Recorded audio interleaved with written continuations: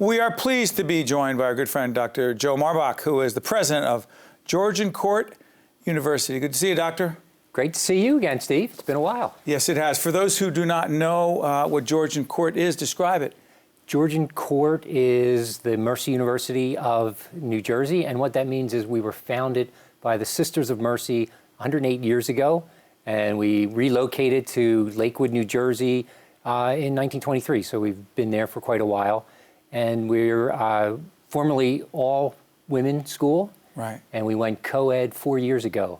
So we're a small to medium-sized gem in southern and central New Jersey. Well, and Georgian has recently joined the public television family as a supporter, and thank you for supporting our efforts. But I just want to ask you this. You want to talk about student debt. We want to talk about student debt. Why is the student debt crisis as bad as it is, number one? Number two, more importantly, what can we do about it? It's a very nuanced problem, and you really have to look at it as a whole and then break it down. There's a lot of students that have a large amount of debt, but then are they graduate students who are moving on to professional careers? That's where you see a large portion of debt. There's another segment of students, your typical undergraduate, who's incurred a lot of debt, often at the for-profit schools, and they're going through a lot of scrutiny these days. The federal government actually pulled the accreditation status of the major accreditor for many for-profits. And the other large problem you find are students who don't graduate. If a student doesn't get their bachelor's degree and they still incur debt, they just don't have the earning power to pay that debt off down the line. And so what we've taken pride in at Georgian is that while our students do incur debt, we're a private institution, so we have limited financial resources, they have a very low default rate. Our default rate is less than half what the national average is. And why is that? Well, because they're prepared for good jobs. They're able to go out and get those jobs, and then they can pay down their debt over, one estimate was in about 2.5 years. But you've also argued, Joe, and you have a political science background, so you look at this from a public policy perspective as well. You've also argued that there's been a significant decrease in federal government aid to students, which has had a significant impact and exacerbated this problem. That's also the case, because what we've seen is Pell has been relatively stagnant. That's for students with the lowest income amounts. That's about $5,000 a year. So it doesn't go far when you have private institutions. Our tuition at Georgian is about $30,000 a year. And make that clear. I'll stay on this. We'll come back to federal aid in a second. Decisions to raise tuition. Your policy. Well, we didn't raise tuition this year. We held tuition flat, understanding the impact that even a 2% increase has on our current students and on students that are looking at us. We know that families are struggling, and the type of students that we've been attracting are students that need as much financial aid as they can get. We come in, we have about 45% of our students are Pell eligible. That means their income is less than the cost of tuition. How do the economics work? Well, it's very challenging. And we have some distribution of resources. We get some from our endowment. We have donors who have paid it forward or paid it back and provide scholarship funding, and we're using that. Other institutions are continuing to raise tuition because that's the way that they're looking to make ends meet. We have just tried to conserve our resources to be as efficient as possible in our operations so that we can hold the cost as much as we possibly can.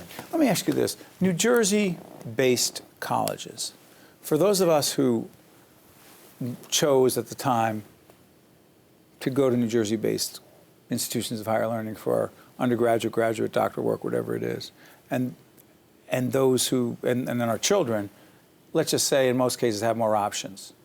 I'm curious about this. How competitive are New Jersey-based institutions of higher learning when young people are making the decision as to where to go to school? And are we competitive enough? We are not. New Jersey's #1 export is 18-year-olds. The brain drain? The brain drain. How bad is it, Joe? We exported 30,000 students last year. 30,000 students left our state to go to institutions of higher learning outside the state. Mostly New York, Pennsylvania, increasingly Maryland, but across the board, California, Texas. New Jersey has one of the strongest, if not the strongest, secondary school systems in the country. So why are we losing them? Well, they have multiple choices, and they're looking to go elsewhere. I think part of it is that we're a small state, and people want to go away. And as you said, our kids have options. To some extent? To some extent, I think. But on the flip side, we're not attracting students. What could and should New Jersey-based institutions of higher learning do to, dare I use the word brand, attract, hey, here, this is a great place to be? I think part of it is describing what our offerings are. Part of my challenge is to get the word out to families that might not have ever heard of Georgian Court. So how much of your job, it's interesting, because the last interaction we had was you were at another institution of higher learning at Seton Hall as an academic, right? Political scientist, we're always talking politics. On Capitol Report, my colleague, Raphael P. Orman, great conversations. And I think to myself, Joe's now the president of this university. And I think how much of your job is as a leader, as a business person, leading this effort, and not as an academic or chief academic officer? I know it's a loaded question. How much of it is about business? Much more than I think I was ever prepared for. A few seconds left, go ahead. It really is about the bottom line and making things meet and being much more public, too.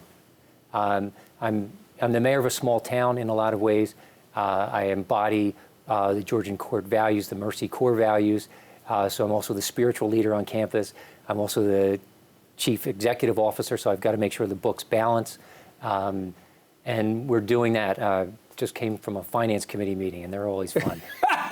So you're always dealing with the numbers, the bottom line. Bottom line, yeah. And part of it is to improve our numbers, improve recruitment, get us out into those markets in central and southern New Jersey. And keeping academic standards as high as possible. And they're high, yeah, and I have an advantage of that because of my academic background. Dr. Joe Marbach, PhD, president of Georgian Court University. Thank you, Joe. My pleasure, Steve. Appreciate it. Stay with us. We'll be right back. One-on-One with Steve Adubato has been a production of the Caucus Educational Corporation, celebrating over 25 years of broadcast excellence. Funding for this edition of One-on-One with Steve Adubato has been provided by Choose New Jersey, Gary's Wine and Marketplace, New Jersey Resources, MD Advantage, the Give Something Back Foundation, NJM, and by the New Jersey Office of the Insurance Fraud Prosecutor. Transportation provided by Airbrook Limousine, serving the metropolitan New York, New Jersey area.